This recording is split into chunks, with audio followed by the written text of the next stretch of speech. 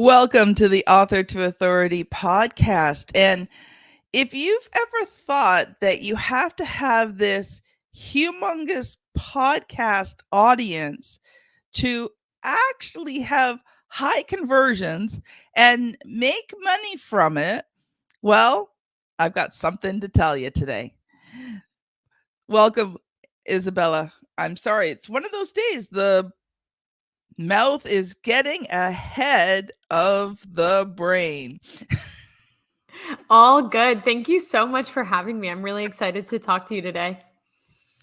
I'm excited about this topic because, there are a lot of misconceptions that happen when people start podcasts, especially when entrepreneurs start podcasts for their business. So I'm excited for today's conversation because I really believe that if entrepreneurs learn the true power of podcasting, then it becomes such a pivotal tool in their business.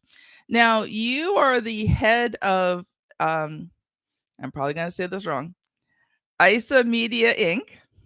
And you also have a podcast of Visible with ISA Media. And you share a lot of strategies on there, how you can get more eyes on your business and impact. So, one of the first things I want to ask you, Isabella, is can you have high conversions with a small audience? Absolutely. That is what we focus on at ISA Media Inc. You were super close.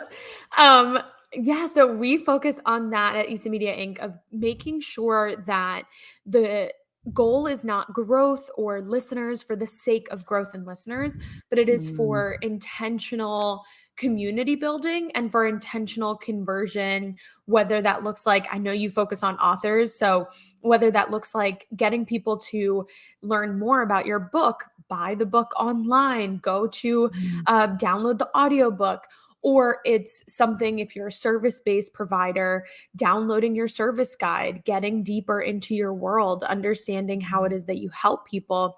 And you can really start to do that with an audience of 5 people, of 10 people, all the way up to an audience of hundreds of thousands, the way that so many people dream of eventually building to. Yeah, something I teach about in terms of, using your book and building your business is the fact that you are better off with 100 raving fans than thousands of disengaged followers. Absolutely. People who are going to be willing to go deeper into the work that you do, share the work that you do.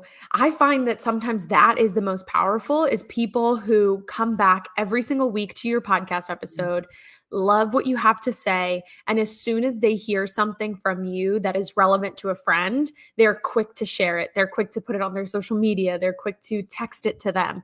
That level of engagement is so important because it means that people are actually resonating with what you have to say, and it's not just a show that they have on in the background of their lives.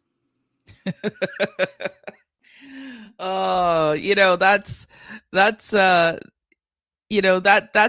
counts as a download and a listen, but that's not the kind of listeners that we want for our podcasts. Isabella, tell us a little bit about your story because you actually have shifted gears in your life. Absolutely. So the main piece of my story I always start with is I graduated from college from studying journalism and communication in 2020. And we all know what happened in 2020. And it was something that, of course, in the moment was very difficult to navigate. And I was very fortunate that I got a job right after college, which many of my peers and classmates did not. However, I was going into the workforce during the pandemic, during what we know was a time that everyone loves to call unprecedented. And that let me know that the safety and maybe expectation of stability that I had was not necessarily true. And while Mm. that was difficult to navigate in the moment, I'm really grateful for it because I think it opened me up to be more willing to experiment, more willing to really go for it. And so, just about 9 or 10 months after graduating and after starting that first job, I left that 9 to 5 and went out on my own into entrepreneurship, into originally social media management, content strategy. I've always had a marketing focus because it Mm. was kind of natural to shift into in the position that I was in journalism, and eventually found my way towards podcasting as this way to share stories in a deeper way, market in a more authentic way. And so there's been Mm. tiny pivots along the way, but I really think they all come from that source of I knew that the only real stability was the stability I was going to create for myself and the willingness to really go for new opportunities. I love it. Love it. Something we've been experiencing here in Canada, and I'm not sure if you're experiencing it here where you are, but there's been a lot of controversy here in Canada over women in journalism, especially TV anchors, news anchors. We had a very famous one here in Canada that was basically fired for no reason. They just, I mean, this is what everyone's saying, and to be honest, I believe it, but basically they felt she was getting too old. She allowed her hair to gray naturally over the pandemic because she couldn't get it colored over the time, and they just found a way to get rid of her, and it created a huge controversy in terms of journalism and the unfairness of uh, men at a certain age can still keep going on in journalism, yet women are seen as old. It is absolutely a challenge that we see with women, that we see with people of different races, people of different backgrounds.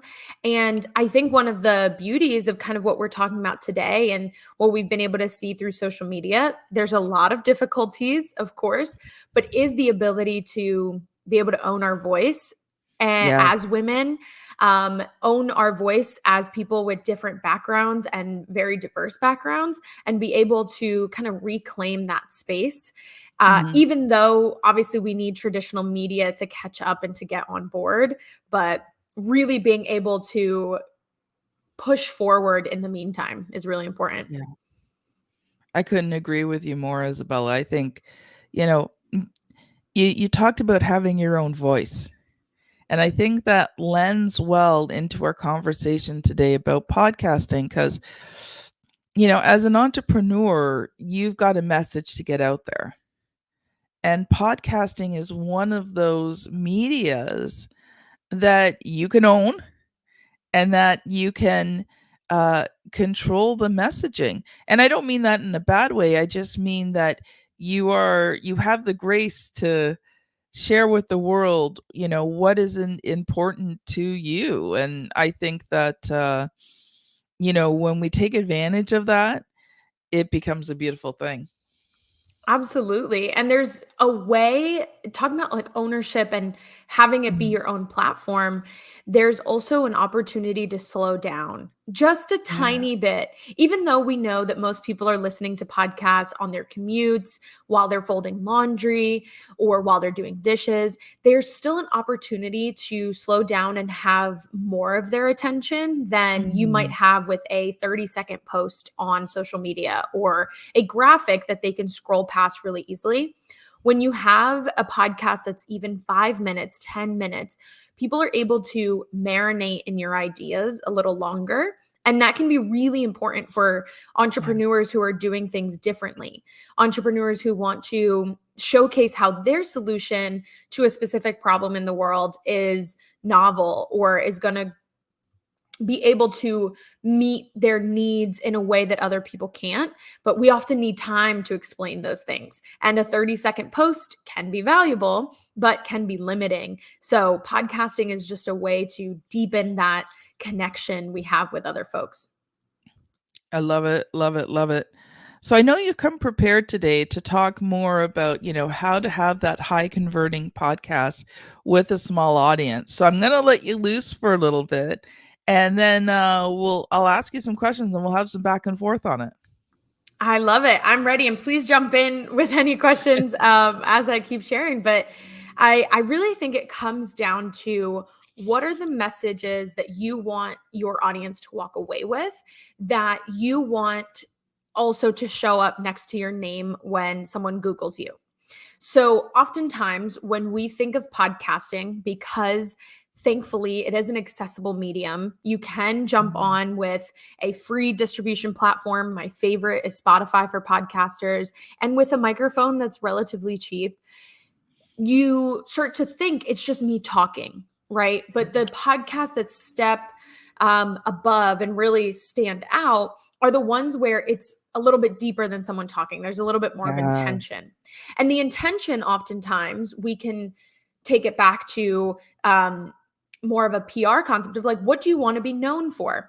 Mhm. So, just taking a second before launching your podcast as an entrepreneur to sit down and say, what do I want my podcast to be known for? What do I want my business to be known for? And then really going in that direction.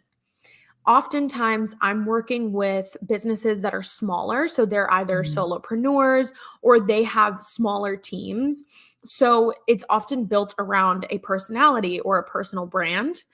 And in that sense, I always ask them, okay, yes, you can talk about everything. You can talk about the journey. You can talk about your background. But what do we want associated with the business and with you Yeah. long term? What is going to have that sticking power? And not just sticking power in terms of like, what's the hot topic, but what are you going to look back on and be really proud that you said? So that's always where Mhm. I have to start, is just start your podcast, yes, with a lot of energy, but with a lot of intention, maybe some boundaries. Set out like, this is what I want to be known for. And these are the things that I would rather keep a little bit more private or keep a little bit more in personal conversations with friends. And that's okay. It's perfectly normal to have those boundaries in place. And then from there, it's all about really being able to craft an episode that people Mhm. enjoy. Love it, love it, love it, Isabella. And we're going to dive deeper into that in just a moment. Audience, we're going to stop for a quick 15-second break. And I'm going to be sharing with you some resources free resources available at RTI Publishing that are going to help you publish your book, write your book, and then use your book to scale your business. Welcome back. Isabella, I loved what you just said about the intentionality of a podcast, because I think the best podcasts are ones that are focused, where you know your target market and you spend your time speaking to them. Now, that doesn't mean that you only speak on one topic, but I love the intentionality of it, because I think sometimes people go into podcasting and they think they can just talk about anything and everything. But when they do that, they're not grabbing the attention of that perfect listener that they want. Absolutely. And it can take time to refine that target market. I do want to put that Mhm. out there Yes. for anyone starting their podcast, especially independently. But for our business owners who are listening, and even our authors, really thinking of who the ideal client is that you're trying to go for, Mhm. and making your ideal listener a variation of that ideal client. So Yeah. for myself, I mentioned already, I know that I work with businesses that are on the smaller side. Maybe their team is Mhm. a little bit more compact. So I know that when I'm speaking to Yeah. building a podcast, I know I'm speaking to people whose resources like time and money may be potentially limited.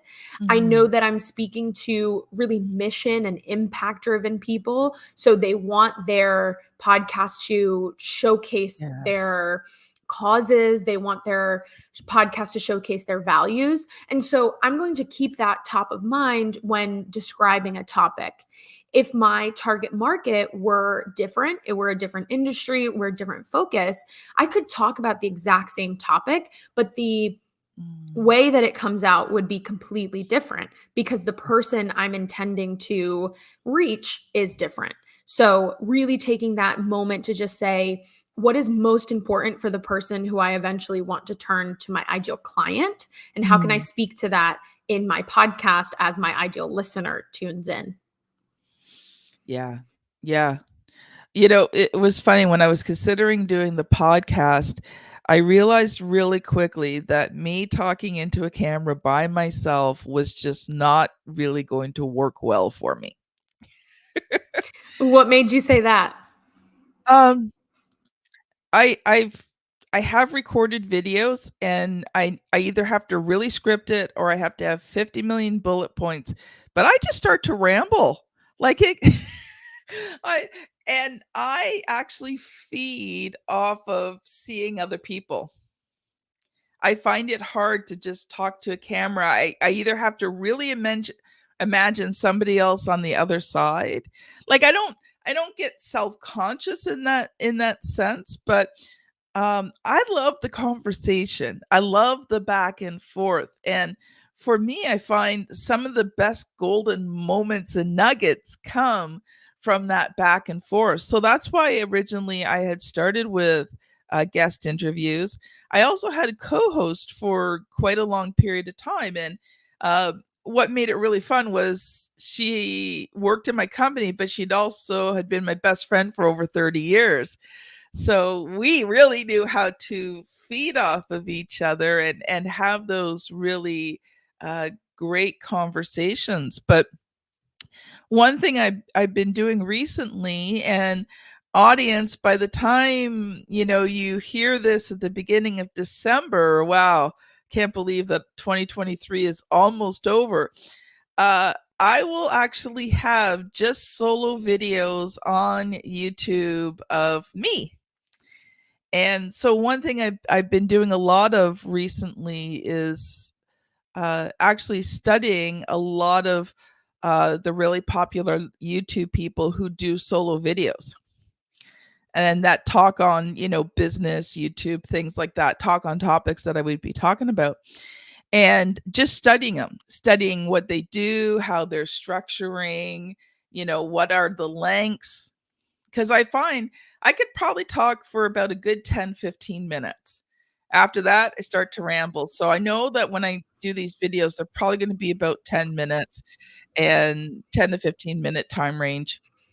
And they're going to be really impactful. So go to YouTube, go to Author to Authority on YouTube, and check out those videos because I'm going to be doing deep dives into creating and scaling, and creating being, how do you create a book that converts readers into clients, and then how do you use that book to scale your business? And each of those words, create and scale, stand for different things that we're going to talk about. So go to the YouTube channel. If you're listening to this on the podcast, if you're watching this on YouTube, just go back to the Author to Authority homepage and you will see those videos there. That's amazing. Isabella, yeah. I just love that you started with research, that you started with looking at another person's channel and saying, what do I love? What can I embody? What do I not like? Right. And you combined best practices that you observed with knowing yourself. You mentioned you go on tangents after a certain amount of time. That self-awareness is going to be so good for your episodes. And I really encourage the audience that if they want their podcast to be solo, to do something similar, to listen to episodes, not just for entertainment, listen to YouTube videos, not just for entertainment, but start to write down those notes just like you did of what stood out to me here. Oh, they put in a transition that I really enjoyed. Oh, they made sure to recap their previous point, and that helped me take away another lesson and understand how their best practices can turn into your best practices with just some tweaks on the side. Yeah, I actually have a notebook, and when I watch those videos, I actually start writing the time spots that things happen. And sometimes I'm even writing out word for word things that they're saying. Not that I'm going to say that exact same thing, but just sometimes the way they say it or the way they do it. One thing I've noticed specifically with YouTube, but I think even with podcasts, is that if you don't grab a person's attention right away, they flip to something else. And so, actually been, I don't know, audience, if you noticed, I'm doing the openings of the podcast different. We're structuring the podcast different to make it more appealing, more listener friendly, those types of things. So, Isabella, what I would love to talk about a little bit is actually creating that content, because I think that's one of the areas where people get stuck the most. They're willing to do these podcasts, but then they're like, I have no clue what to talk about. I have no clue what to say. Do you have sort of a basic structure that you recommend for people who are just starting to get into podcasting? Absolutely. So, what we were just talking about, I would call a hook, right? To Mhm. start your episode, grab their attention. And actually writing the hook last is going to be really smart, or doing your research on your guest and then doing the hook that way. I think the hook you did today was very compelling. I definitely noticed. And I would say, first, when it comes to choosing topics, again, thinking of that ideal client, what do they need to know from you? Mhm. So, do they need to know a story from you? To give you an example of a career coach I worked with, we would look at the topic of getting a raise, and we would think Mhm. of the topic of getting a raise is huge, right? We don't want to stuff that all into one episode. So we started looking at how can we break this down? So it's getting a raise, and first it's a story. And so it's the time that I got a raise as a new mom. Okay, she's going to tell that story in an episode. It's going to pull out some lessons in that more beginning, middle, end format. Another topic that she pulled from the idea getting a raise was how to know you're ready to ask for a raise. And it was 5 signs that you can look out for. So it got people primed for thinking, okay, Yes. do I need a raise? Another thing is why the last time you asked for a raise didn't turn out well. So educating them on mistakes to look out for. So with your topics, I really encourage you to not just think of like those big things of how to get a raise or what is a raise? How do I know I need, right? Think of that and then start to break it down into educational topics, into stories, into how to differentiate yourself from other solutions, right? Mhm. Going back to those service providers. Why didn't the tips that she got online last time work when asking for a raise? Those little things. So breaking things up into smaller pieces will make your episode more focused, and focused episodes are really important, not just with focus on the ideal client, but focus on the topic, especially if you do maybe tend to have very big ideas. And even if you have a story, even if you have an episode that's not focused on a story, it's not the one about Mhm. the time that I got a raise, include little anecdotes, little examples, include hypotheticals, analogies. Our brains love stories. And especially if you're Mhm. someone who already invested time in writing a book, you know how important it is to include those little moments. I love a good nonfiction book, and so many of them are formatted in the hook and then a small story from the author's life or from a pop culture moment or from something in history. And then they break down how that story is relevant to the topic.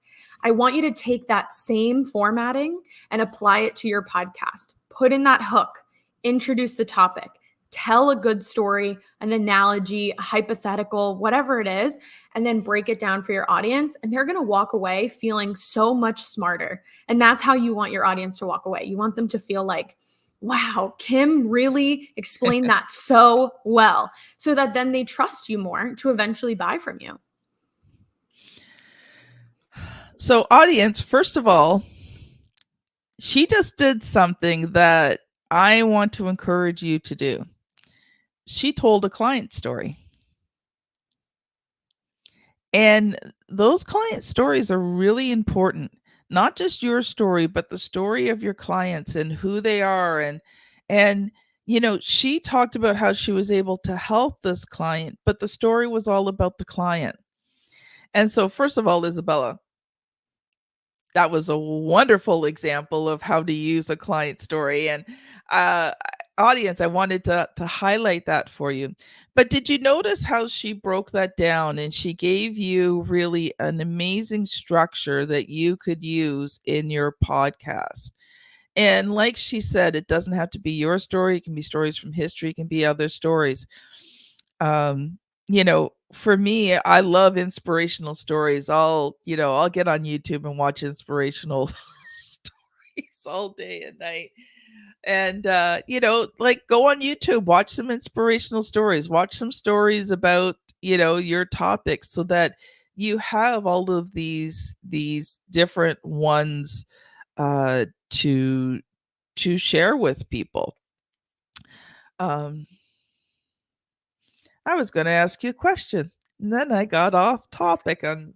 That is A-okay. Something I just wanted to touch on with the sharing a client story.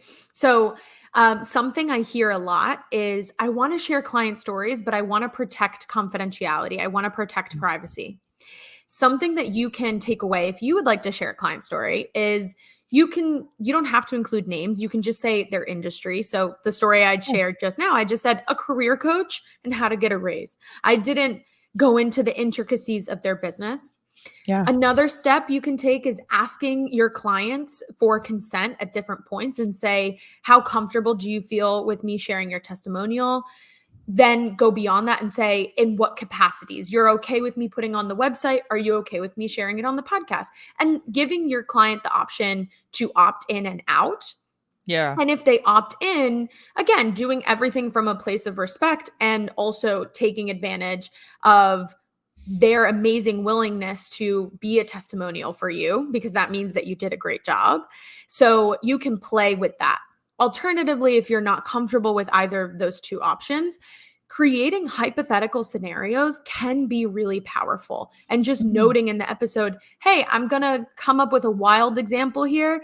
Come along with me as we think through this example. And you can maybe get a little more hyperbolic in the example, but all of that is an option for you. And you can always include stories or relevant anecdotes, even if you are in a more private sector, or you can go the consent route on. There's a spectrum there. Love it. Okay. I remembered what I was going to ask you. How important are call to actions, especially if you have a small audience? I think having one potent call to action at the end and telling the listener exactly where they can go to work with you next is really important. You want to make sure that it is clear where their next steps are. Don't send them in 6 different directions. Don't say, if you want to work with me, check out these 6 platforms and these 6 websites. Choose the place where they're going to be able to find the most information and say, head to the show notes to find the link to my website, and make sure that the link to your website on your show notes works and has anything relevant after that. Make sure it's a good landing page. If you do want them to go to a social media platform, let it be the one social media platform you are most active on. Yes. And then that way you're not sending them on this goose chase of, I just wanted to buy her book. Now I can't even find it, right? Let them know. If you're in a period where you're really promoting your book, let them know, okay, go to the link in my show notes. It's going to say buy book here, and it's going to have a link that works, and it'll send them to a place where they can buy your book. And be very clear and intentional about that one call to action. I love it. I love it. Yeah, because, like you said, if you give them too many places to go, they get confused and they don't go anywhere. And you are correct. You talked about being intentional about what you talk about. You also need to be intentional about your call to actions, where you're sending them, and making sure that they can actually do something. Yes. A lot of my guests say, well, just go to my website.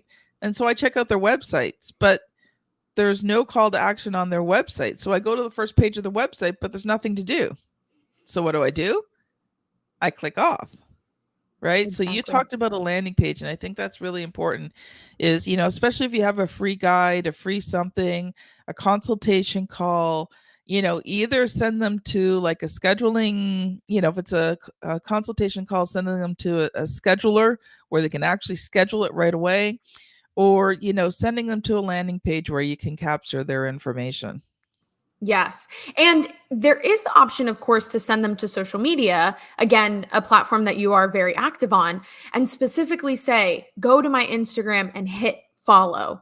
People Yes. need that very clear instruction of just what do I do next? Is it go to my Instagram and DM me this specific word?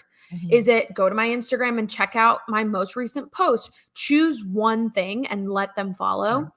That one directive. Also, being intentional with your call to action means knowing what you're setting up to sell long term. So, if you are someone that has multiple services, and let's just say you're having a holiday sale right now, making your call to action something relevant to that sale is going to be really important rather than just, again, that general go to my website and buy something.